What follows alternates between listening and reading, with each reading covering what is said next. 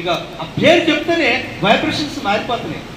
అంటే అక్కడ కూర్చున్నాడు మనసులో దుర్యోధనుడు, పగస్తుడు కూర్చున్నాడు. అంతకుముందు ప్రేమతో ఉన్న భర్తల్ని పెంచుకున్నప్పుడు చాలా ఆరోగ్యంగా ఉండేది. ఇప్పుడు శత్రువుని తీసుకొచ్చి మనసులో పెట్టుకుంది.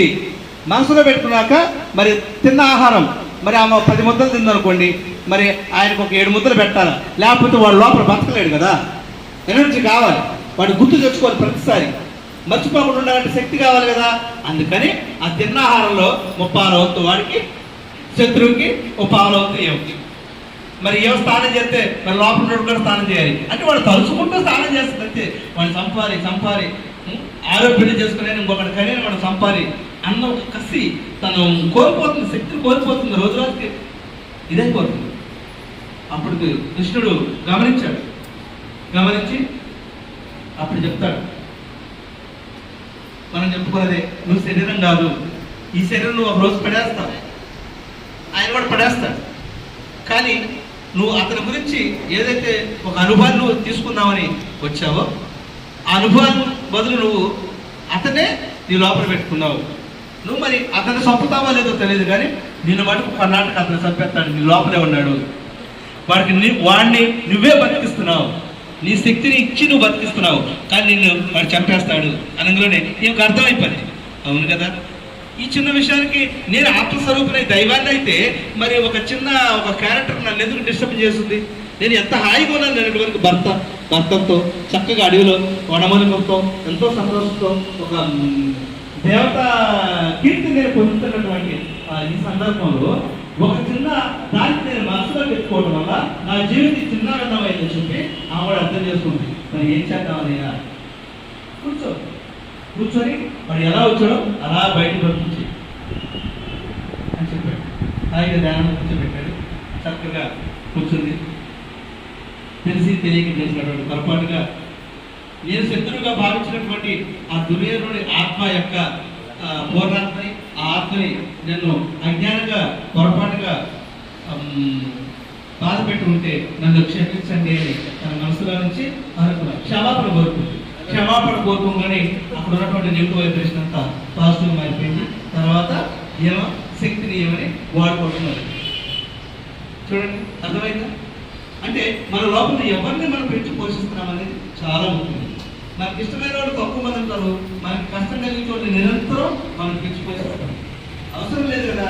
కనుక మనం ఏం చేయాలంటే మనం హాయిగా కూర్చోవాలి. ఎందుకంటే నువ్వు శరీరం కాదు, ఈ శరీరం ఒక 20 ఏళ్ళకో 30 ఏళ్ళకో 40 ఏళ్ళకో 50 ఏళ్ళకో ఇప్పుడున్నట్టు 3 సంవత్సరానికి ఉండదు, మారుతూ ఉంటుంది. కానీ నువ్వు మారగా అటువంటి ఒక స్థితి ఉంది.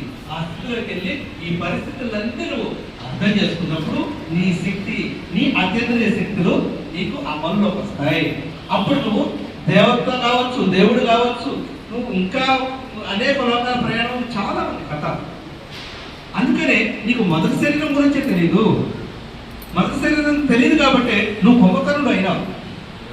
తిని పడుకోవడమే. నాకు ఎందుకయ్యా ఈ సోదంతా, ఇంటికి వచ్చిందా గొడవకు వచ్చిందా 2 గంటలు టైం వేస్ట్, ఆ పని చేసుకుంటాను, నిద్రపోతాను, నాకు సరిపోద్ది, టైం వేస్ట్. వీళ్ళంతా దేవుడు లేడు, దయ్యం లేడు.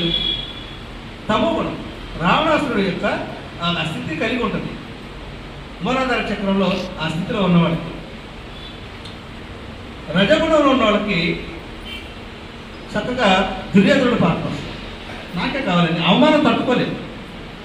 రావణాసురుడు పాత్ర వస్తుంది, నాకే కావాలంతా అలా ఉంటుంది. కనుక ఎప్పుడైతే నువ్వు తమోగుణ జన్మలు దాటి రజోగుణ జన్మలు దాటి సత్వగుణం సాత్విక గుణానికి నువ్వు ఎప్పుడైతే చేరుకుంటావో అప్పుడు నీకు భగవంతుడి పట్ల అద్భుతమైనటువంటి ప్రేమ, ఆ అనుభూతులు కలుగుతాయి. అందులో కూడా ఆఖరి జన్మలకు వచ్చినప్పుడు మాత్రమే దేవుడిని బయట చూడకుండా నీ లోపల చూసుకుంటావు. నీ లోపల చూసుకున్నప్పుడు నీకు 3 స్థితులు, అంటే 100% శక్తి కలిగినటువంటి ఆత్మని 97% తన జన్మల వల్ల పొంది అనుభవించి అనుభవంగా తీసుకున్నటువంటి ఆ ఆత్మ ఇప్పుడు ఆఖరి జన్మలో ఉన్నప్పుడు 3 స్థితులు మార్చుకోవాలి.